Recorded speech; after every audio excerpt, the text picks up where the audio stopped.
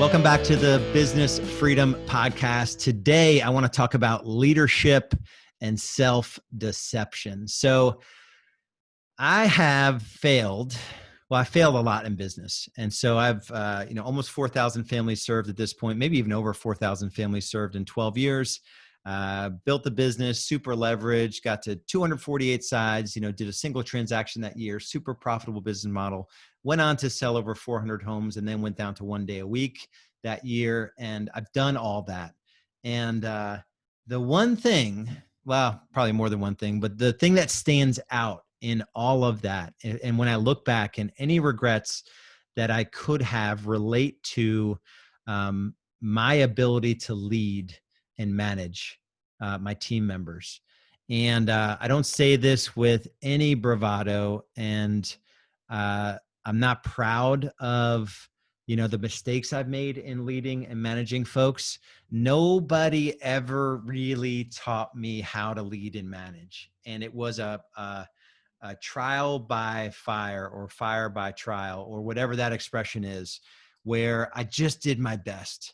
And, coming from a difficult childhood, I think, I did really well at every stage of my life as a result of having no control as a kid, alcoholic dad, parents divorced when I was young, just really challenging upbringing. And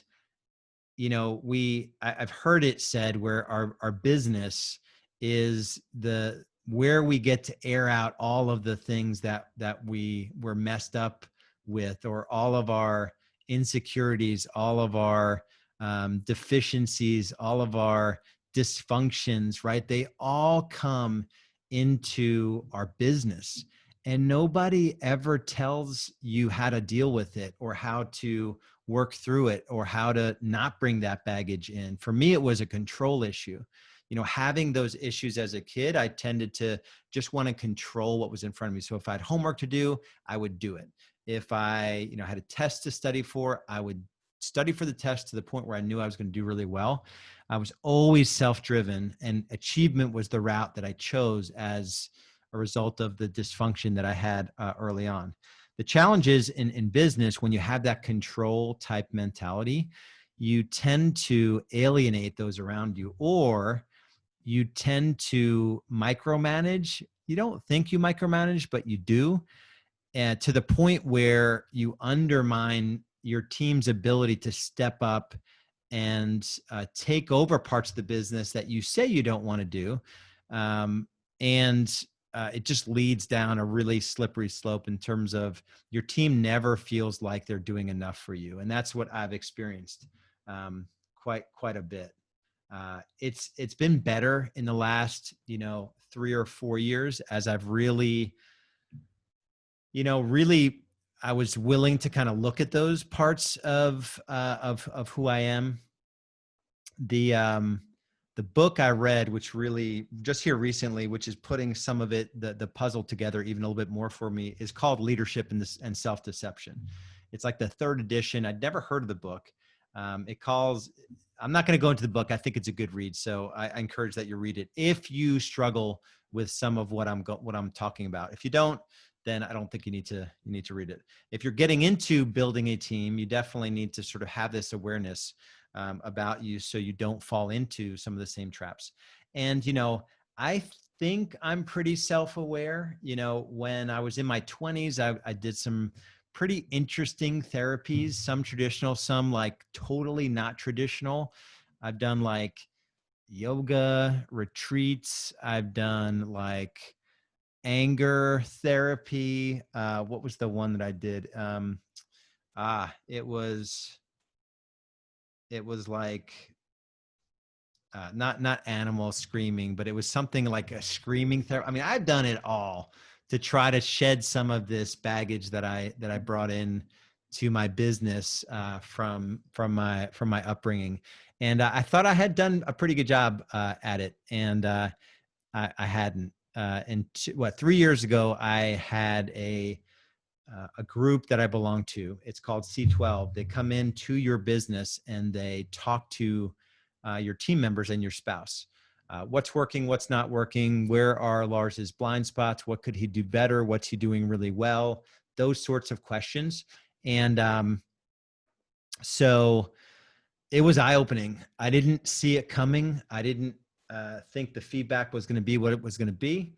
And, I tend to just charge, and I tend to not really consider those around me. And that is horrible to say. And in a lot of ways, it's kind of true. It's not intentional. I don't feel like I'm a bad person. Uh, I'm a good dad. I'm a good husband. I work hard at those things. In business, though, I'm so focused on growth. Sometimes I forget that it's hard for the team to hang on. It's hard for folks to keep up with me, and also just to feel appreciated, which has them feeling crappy all the time. The one comment that was made as a result of these interviews with the team, and these guys are not related, have no vested interest in my team. They're in different industries. They own their own businesses. There's 12 of us in a group, and we kind of act as the board of directors for each other. He said to me, it's not broken, but it's really bent. I think that's an exact quote. And I knew exactly what he meant. Said, it's not broken, but it's really bent. And I was like, what? I'm like, here I am, we're super having a great impact in what we do with Real Estate B School. And that really broke me down and opened me up to having like just truly, I say naked conversations, not physically naked, but just naked conversations with my team about like, what am I doing specifically? How does it make you feel? And I think we're just wired sometimes. Business builders are wired sometimes to think that the world is against them. And, we most of us have like this interesting, upbringing and something, a chip on our shoulder, something to fight for, something to prove. And when we bring that chip on our shoulder into a relationship with a team member or a spouse or your children, it doesn't leave them feeling well cared for. It doesn't lead them feeling like, they matter, like they're having an impact, like they're part of the thing you're building. We like to think that we could do it all on our own. And, there's no way I could have done what I've done in business and, built a couple multi-million-dollar businesses. At this point, probably, I don't know, 50 million of revenue combined with the two businesses. There's no way I could have done that without every single team member that was on my team in the journey. Like my first administrative assistant, Tia Wilson, she was with me for 7.5 years, I think, maybe not quite 8 years. The first person I ever hired, if she hadn't stayed on with me and put up with me, there's no way I could have put the different pieces into place. My first buyer agent hire, Chris Goodwin, if he wasn't willing to trust this stupid vision I had for building this team and to come alongside me and to work the leads that I didn't feel like working in our platform, Boomtown platform, there's no way I could have done what I needed to do and have some stability as he was ramping up, as Tia was taking over everything administrative, and those first 3 or 4 agent hires in 2010, they brought like a 20 years experience into my world and in real estate. And I only had like 3 years experience at the time, them willing to trust me with a part of their journey, and I just look back now and I wish I would have showed up. And I did. I wasn't horrible. I wasn't yelling. I wasn't like completely disrespectful. I was just very self-centered. And I think we deceive ourselves to thinking that, we have it worse than everybody. I wasn't real good. I'm getting much better. I wasn't real good at realizing that they have their own stuff going on.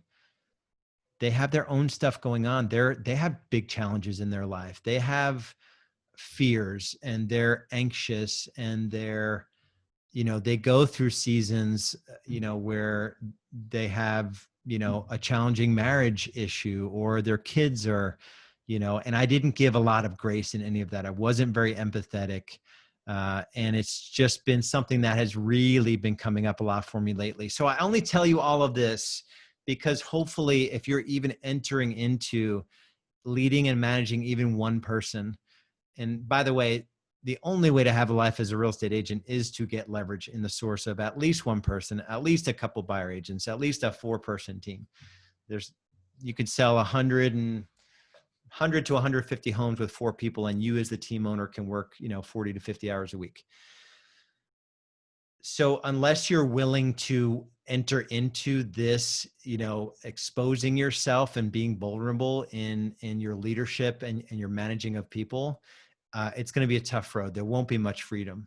And so that's why I share this, is just to know before you get into it. I wish I would have known some of these things. I wish somebody would have slowed me down and taught me how to be a better leader, how to bring more humility and grace into it. And the reason why it's good business, even it's being a good human being, and it's super good business because your folks will be loyal to you forever. We have a lot of challenges in our different teams right now. And I know about all of them, and I'm empathetic to all of them, and we give grace around all of them, right? I want to have a 20-year, relationship, partnership with our team members. And the only way to do that is to take an interest in them as a person. So hopefully this is for someone out there, that this was a timely word where you're just struggling with your leadership and management, and you can just switch your perception on, maybe if I view this person differently, they're not an object, they're a person, and they have fears, and they have a life, and they have concerns, and they're scared, and they're, all of those things. So that's my encouragement for you, is just to slow down quite a bit. And if this hit a chord with you, that Leadership and Self-Deception book is it's like from the Harbinger Institute. I think it's definitely a worthy read. So much love and respect. If you're at the point in your journey where you're just struggling and the time, money, stress equation isn't really working out all that well in your favor, go to thetimefreedomchallenge.com. That's thetimefreedomchallenge.com. We get to spend 21 days together, 21 days, where I'm going to coach you, I'm going to push you, I'm going to train you, I'm going to hold you accountable.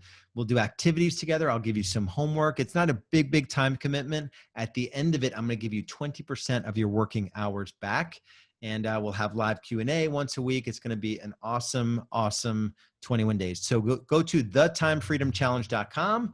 I'm not sure where the next one starts, but it'll be on the site. We'll see you over there.